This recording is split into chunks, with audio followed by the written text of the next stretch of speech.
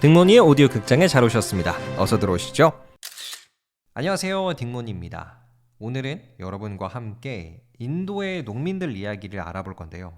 요새 인도의 농민들이 화가 너무 많이 났어요. 수만 명의 인도 농민들이 지금 인도의 정부를 상대로 파업을 시작하고 있고요.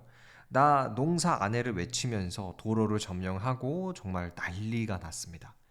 자, 그렇다면 인도의 농민들 왜 이렇게까지 지금 화가 났을까요? 지금부터 그 숨겨진 이유를 저와 함께 알아가 보시죠. 바로 시작합니다. 네, 결론부터 말씀을 드릴게요. 지금 인도의 농민들이 아주 화가 난 이유는 바로 약속을 지키지 않은 인도의 정부 때문이에요. 약속을 지키지 않으면 당연히 화가 날 만하겠죠. 자, 어떤 약속을 안 지켰냐? 예전에 한 2020년이었어요. 코로나 때 일어난 일인데요. 사실 이때는 우리가 막 코로나가 굉장히 이슈여가지고 인도의 소식들이 우리나라로 많이 전해지진 않았을 것 같은데, 근데 이때 2020년에 인도에서는 엄청난 규모의 파업이 있었습니다. 농민 파업이 있었어요. 아마도 그 파업의 규모가 인류 역사상 가장 큰 규모였을 거라고 해요. 역시 인구 대국 인도답게 한 번에 2억 5천만 명 정도의 인도 농민들이 동시에 시위를 진행했었다고 합니다. 야, 상상이 안 가긴 하죠. 도대체 2억 5천만 명이 동시에 시위를 하면 어떤 느낌일지 궁금하기는 한데, 물론 여러 지역에서 동시다발적으로 시위를 했겠지만 굉장한 규모였습니다. 애초에 이때도요, 인도의 농민 파업이 시작된 이유는 당시 인도 정부가 농업 개혁을 하려고 했기 때문이에요. 잠깐 인도의 농업에 대해서 소개해 드릴게요. 굉장히 신기한 내용이 있습니다. 자, 인도에서 농업은 여전히 정말 정말 중요한 산업이에요. 오늘날에도 인도인의 47% 정도가 지금 농업에 종사를 하고 있고요. 인구의 67%는 도시가 아니라 여전히 농촌에서 생활을 해요. 약간 인도가 빠르게 성장하는 이 개발도상국 이미지가 있어서 막 다들 도시에 살고 첨단의 일을 할 것 같은데요.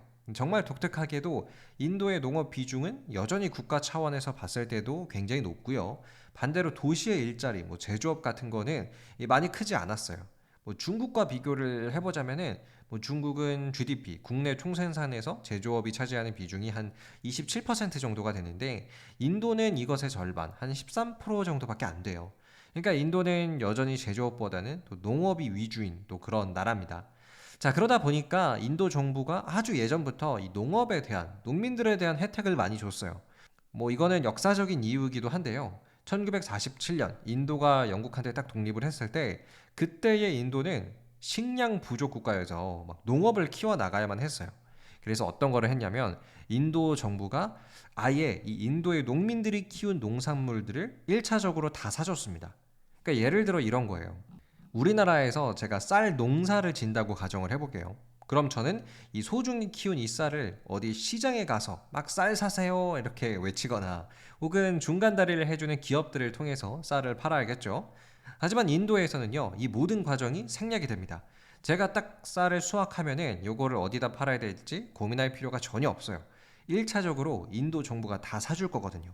그러니까 그야말로 인도의 농민들은 진짜 농사만 지으면 돼요. 어디다 팔지 이런 거 고민 안 해도 됩니다. 정말 괜찮은 제도라는 생각이 드실 수도 있을 것 같은데요. 자, 그런데 때는 2020년이었어요. 인도의 정부가 갑자기 농업 개혁을 발표합니다. 여러 가지 농업 정책들이 쏟아져 나왔는데 전달하는 메시지는 이거였어요. 이제부터는 국가가 농업에 개입하지 않겠다. 민간 기업들이 들어올 것이다. 네, 지금까지 국가가 나서서 농산물을 먼저 구입해 주는 거, 이거 안 하겠다는 거였죠. 당연히 인도의 농민들은 화가 많이 났어요. 기존까지 잘 해주던 거 갑자기 안 된다고 하니까 화가 났고, 또 대기업들이랑 이제 막 경쟁을 해야 되기 때문에 이런 점도 되게 싫었고요.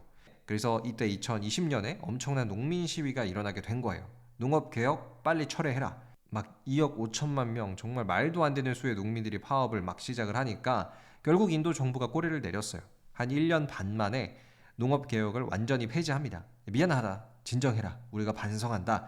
하면서 분노한 인도의 농민들을 달랬어요. 그리고 이때 인도의 정부는 농민들한테 우리 앞으로 협상 잘 해봅시다 라는 식으로 결론을 맺었는데요. 그게 한 4년 전의 이야기예요. 근데 지금 2024년 또다시 인도의 농민들이 파업을 시작했죠. 이번에는 왜 그런 거냐면요. 분명히 이 4년 전에 파업 그만하라고 할 때 협상을 잘하자라고 인도 정부가 얘기를 했는데 한 4년 동안 인도의 농민들한테 뭐 도움이 되는 정책들은 단 하나도 없었고요.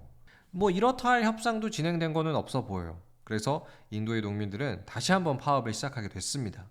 뭐 지금 인도의 농민들이 요구하고 있는 걸 찾아봤는데 일단 농민의 빚을 없애주는 거 있었고요. 그리고 농산물 최저가격 보장제 확대 요것도 요구를 하고 있었어요.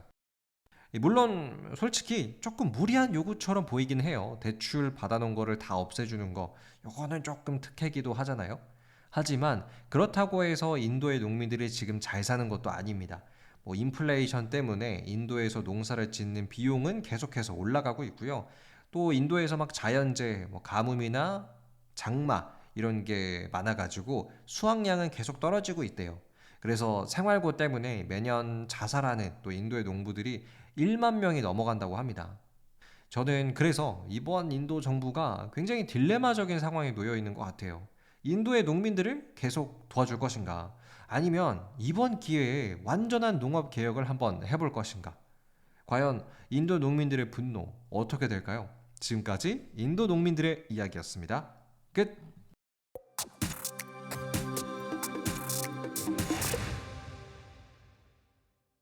네, 오늘은 여러분과 함께 인도의 농민들 이야기 들려드렸는데요. 얼마 전에 프랑스에서도 제가 농민들이 파업을 일으켰다라는 소식 전해드렸던 것 같아요. 진짜 전 세계적으로 농업이 정말 위태위태한 것 같습니다. 우리나라는 별 탈이 없어야 할 텐데요. 자, 그럼 오늘은 여기서 마치도록 할게요. 오늘도 끝까지 함께 해주신 여러분 모두 감사드리고요. 이제 내일이면 주말이네요. 모두 편안한 주말 보내시길 바라고요. 저는 더 재미나고 유익한 이야기 준비해서 여러분의 일상에 함께 하도록 하겠습니다. 재밌으셨다면 구독과 하트 꼭 눌러주시고요. 감사합니다. 안녕히 계세요.